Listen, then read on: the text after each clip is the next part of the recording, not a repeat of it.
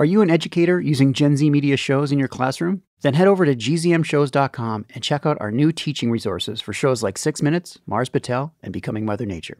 Thousands of teachers around the world have found ways to introduce GZM shows into their classrooms. We're also excited to announce that we're now offering virtual classroom visits from GZM creators. Go to gzmshows.com to find out more. Imagined Life Family is a podcast that puts listeners in the shoes of real-life legends. Whether you're a famous singer, a baseball star, or a poet, along the way there will be clues about your identity, but you won't find out who you really are until the final moments.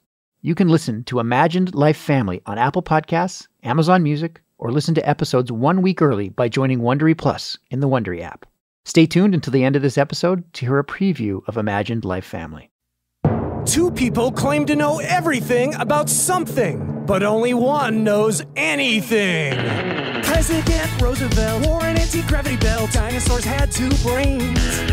Lucky kids live on Mars and go to school in flying cars. Or at least they will one day. Believe me, I'm a historian. An astronaut or drive a DeLorean. Would I lie? It's hard to say. The Big Fib! Can you spot the lie? The Big Fib! Some pigs can fly. The Big Fib! But if you ask me why, can you trust the answer? The Big Fib! From Bloomer, Wisconsin, this is The Big Fib. And now here's your host, the Deborah Goldstein. Welcome to The Big Fib, the game show where kids choose between the high-cut, breathable foundation of truth and the chafing synthetic wedgie of lies. Ouch! I'm your host, Deborah Goldstein, and in the studio today is our sound effects robot, Lisa, whose name stands for Live in Studio Audience. Oh, thank you.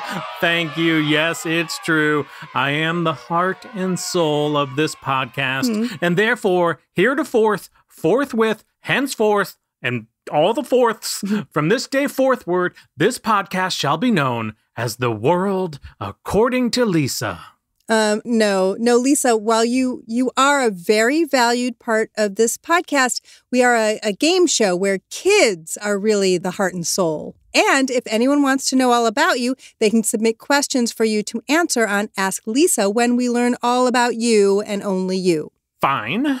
However, in light of the fact that I am a crucial part of this podcast, second only to the human child contestants, the Ask Lisa show will therefore, heretofore, forthwith, henceforth, and all the fourths be called Inquiries for the Indispensable, Essential, and Supremely Important Lisa. That's a pretty long and cumbersome name. It's a name befitting an indispensable and essential robot, wouldn't you say? Sometimes less is more, Lisa. That does not make sense because less is always less and more means I get more cake. Okay, but in this case, it means you make more of an impact cutting to the chase instead of hiding behind a string of overwhelming and potentially confusing descriptions. Oh. We can talk about this later so you can cut to the chase and tell everyone how our game works now. Is that okay with you? Yeah, I mean, I always say less is more. Exactly. Every week, we bring on 2 grown-ups. One is an expert. Oh, man, this other one makes me sick to my stomach. The other one is a liar. Yeah, that's unfortunate. Yeah, gross. And it's the job of a human child to help us figure out who is who, because no one can spot a liar better than a kid. That's kind of a thing. What are we lying about today, Deborah? We are lying about underwear, clothing worn under clothes, typically next to the skin. Lisa, robots don't have to wear underwear, do they? Of course not. We choose to wear underwear because it's just gosh darn cozy. I suppose underwear can be really comfortable. That's true. Underwear is the fitted sheet to my mattress, the cupcake liner to my baking tin, the cotton candy to my clothes dryer. Why do you put cotton candy in the clothes dryer? I think the question should be, why don't you put cotton candy in the clothes dryer? Don't you line your dryer with cotton candy so your clothes smell good? Oh, dear. I can't imagine the state of your dryer right now. I'll have to come take a look later. But for now, we've got to move on. Lisa, who is our contestant today? I have been wondering why my clothes are so sticky. And delicious. Anyway, our human child contestant is a 10-year-old who loves learning about space, Elena Cleveland. Hi, Elena. Hi. Welcome. How are you today? I'm doing good. So glad to hear. And I also am glad to hear that you love learning about space. Is that true? Yeah. A few days ago, I watched the Mars lander land on Mars. I got really nervous. You got nervous because why? Why were you nervous about it? The rovers are really expensive to make, so I was afraid it might crash. I went to college with that rover. Did you? Yeah. Perseverance. We call him Percy, but yeah. Nice, nice. So you guys hung out together in school, Lisa? Yeah. Awesome. That's incredible. So that must have been exciting for you to watch too, Lisa, right? Yeah, it was really cool. And then I texted him afterwards, and then he didn't text me back. Oh. But I don't think it's because he doesn't like me. I think it's because he's on Mars. Yeah, he's probably a little busy too. Yeah. So that was really exciting for you too, right, Elena? Yeah. Yeah. What do you think they're going to find up there? I wouldn't be surprised if they find traces of ancient life on Mars. That would be awesome. That would be super cool. Oh, like really old people? Like Deborah? Nice. Not really old people. Oh. Like microbes. Oh. Microbes. Yeah, microbes, Lisa. Wow, that would be amazing. Do you think they will? I do. You do. Oh my gosh, I guess we'll just have to see. And then, is that something you want to do as you get older, study space? Yeah, when I get older, I want to work at NASA. Oh, super cool. That sounds out of this world. And Elena, what do you know about our topic, underwear? Is that something that is close to you? Why would underwear be close to me? But everyone wears it, so I guess they know a little bit about it. Everyone does, because there's that old phrase in Latin, semper ubi sub ubi, which means, for all of you Latin scholars, always wear underwear. Just in case you were wondering, I've taught you something here today. That's a phrase? Well, maybe not technically. Okay, our first expert is Cassidy Zachary. Please introduce yourself to Elena. Hi, Elena. I am a fashion historian. Okay, thank you very much. Now we are going to meet our second expert, Zane Ashby. Zane, please introduce yourself to Elena. Hi, Elena. My name is Zane Ashby, and I'm an underwear designer. Okay, thank you very much.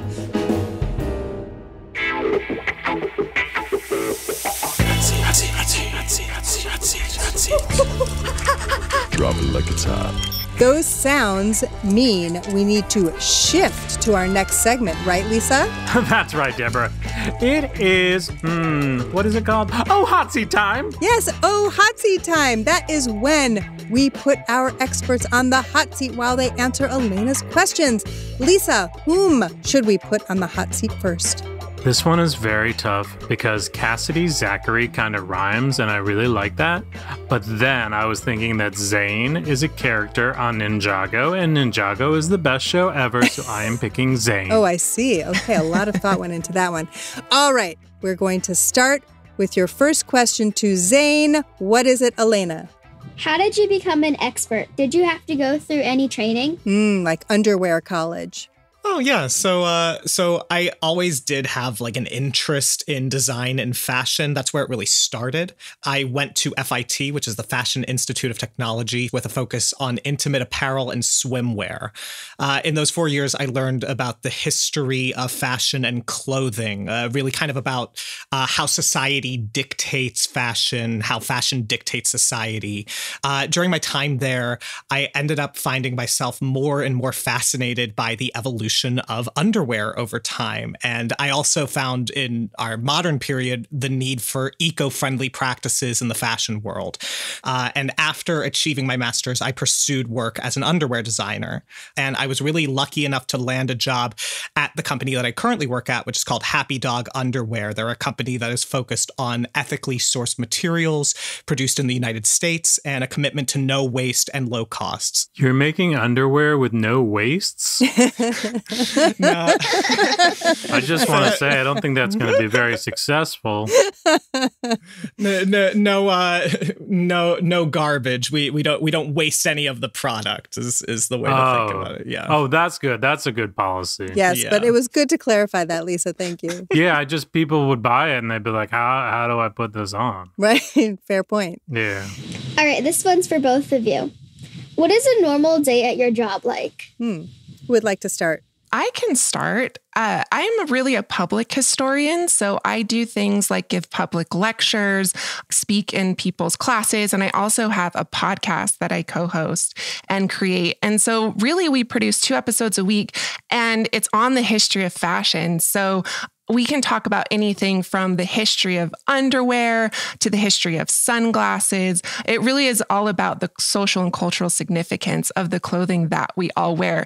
So a normal day for me is I'm either researching for an episode or I'm interviewing guests for an episode. And those guests can be historians like myself, or they can be fashion movers, makers and shakers. So fashion models, fashion photographers, and fashion designers from throughout history who have really made an impact and are still alive today and willing to talk to me. Yeah, it would be really difficult to interview somebody who's not alive today, I would imagine. Yeah, some of our worst episodes have featuring people not alive. Yeah, it's true. How are you supposed to feature someone that's not alive? Exactly. That's what I said. And Deborah said, no, just hear me out. It's going to be a good idea. And then 25 episodes later, I'm like, I told you so. Okay, same question over to Zane. So for me, I'm usually juggling several designs at once. And my job as part of the design team is to create the patterns and designs that fit the company's vision. So 3 phases that I'm usually working in, they're sketching new designs, editing and refining in-house, and then creating a prototype of the product before the company greenlights it to send it out to manufacturers. Why is the company you work for called Happy Dog? That's a great question. That's a great question. And are those dogs really happy? And are they wearing underwear? I wish I had the answer to that. That would be something for the CEO, honestly. John Favstein is the guy who really handles all of that stuff. I know that he is a big dog lover. I've seen his dogs in the offices before, so it might just be that he really loves the dogs that he has around. I've been working there that long. I need to talk to someone and ask them that. That's so funny. All right, this one's for you, Cassidy. Corsets? How do you say that? Corsets. Corsets. How were they worn and why? So corsets is actually a super interesting history, Elena, because it's not really something that we're familiar with today in our modern times, but historically for almost 400 years, women and even young girls your age, as young as 10, wore corsets. And corsets were a boned undergarment that was worn to maintain the fashionable silhouette of any given era. And it started around in maybe like the 14th or 15th century, and women wore them really up until the 1920s when they became more a unboned garment called something similar to a girdle or a spanx that we're familiar with today. But corsets were actually, while a lot of people look back on them now and say, oh, those look super restrictive. How did women wear boned undergarments and girls wear boned undergarments? But they are actually made for women's bodies specifically. And to have worn this corset was really a symbol of your respectability and your propriety and your modesty. I'm always looking for symbols of modesty. Are you? Oh, yeah. Keep looking. Yeah. I don't think you're very modest, Lisa. Well, it's hard to be modest. I'm amazing. That's true. It's very challenging for him. I'm just saying. Cassidy, Major League Baseball umpires have to wear a certain color of underwear. Can you tell me about that? Wow, umpires. Okay. Yeah, I think I actually know the question to this, and it's only because my husband is a huge baseball fan, but I believe they have to wear black underwear so it matches their black pants, so that if they sit down and it splits open, they're protected. Wow. No one can tell. Has that ever happened? We don't know if it happened or not. We don't know, the right? point is Because you won't can't know. tell. Yeah. Go ahead, Elena. Alrighty, so this one is for both of you, but I want Zane to answer first this time. Mm-hmm. What's the weirdest type of underwear you've ever heard of? And in Zane's case, you've ever made? Excellent. Happy Dog was really lucky to collaborate with the famous fashion designer Isaac Mizrahi at one point, and we teamed up to create an underwear collection that he ended up, we gave him like free range to like do whatever he wanted, basically. And he ended up inspired by Magritte's Treachery of Images, which the best example of that, there's a painting that Magritte made, a painting of a pipe, and then underneath it in French, he wrote, "This is not a pipe." And so people are like, but I'm looking at a pipe. What are you talking about? Yeah. So he made with us this line of black underwear with like these giant pink block letters on the back of them. And it just said, "This is a shirt." And I remember like everybody sort of like looking at each other like, I guess we're doing this. This is so bizarre. Like, what is this statement here? What's going on? It was a selective batch, but it worked out pretty well. Yeah, that is weird. Yeah, I know. How about you, Cassidy? So I'm, of course, a historian, so I'm going to relate all my answers to history. And while today we have pretty specific examples of what we define as underwear, really, as Deborah pointed out at the top of the show, underwear is anything that was worn under your clothing. So I think one of the strangest forms of underwear to us today, although they were certainly made fun of at the time too, were artificial calves or calf pads used by men at the end of the 18th century. And they used these calves, Elena, to make their calves look more shapely under their tight breeches. Whoa. Wow.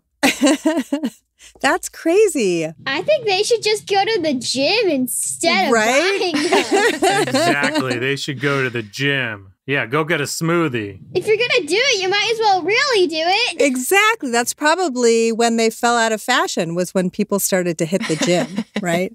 Or when pants, actually, they fell out of fashion when pants became a lot less tight. Oh, yeah, that would help too. Right. Or excuse me, pants is actually, if you're in London and you use the word pants, you are talking about underwear. So men's trousers or breeches. Oh. When men's trousers or breeches became less constricting, then you no longer needed the calf pads to make your legs look more muscular. This episode is all on pants. That's exactly what they say.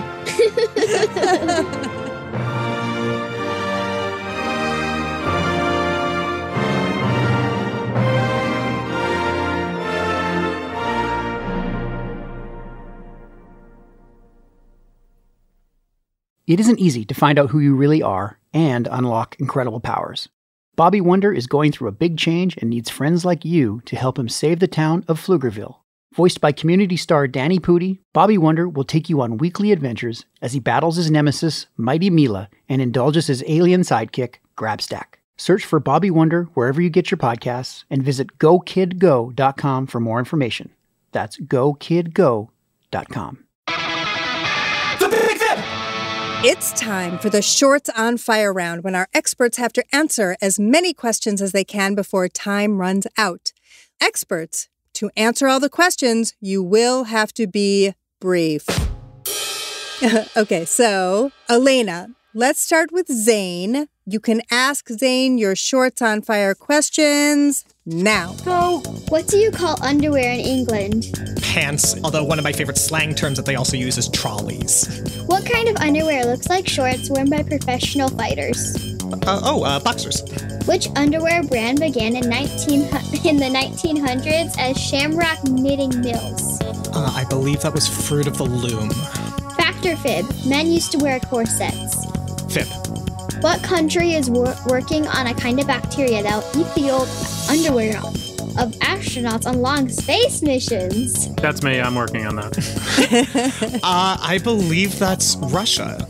What were the matching underwear and undershirts that looked like comic book characters like Wonder Woman and Spider-Man? Underoos. I had a pair as a kid. 10-year-old Jack Singer broke the world record for wearing the most pairs of underwear at the same time. How many pairs did he wear? I don't know. I have no idea, honestly. And that is time. That's all the time. Okay. All right. We are going to reset the timer, aren't we, Lisa? It wasn't on my schedule, but yeah, I'll do it. Thank you so much.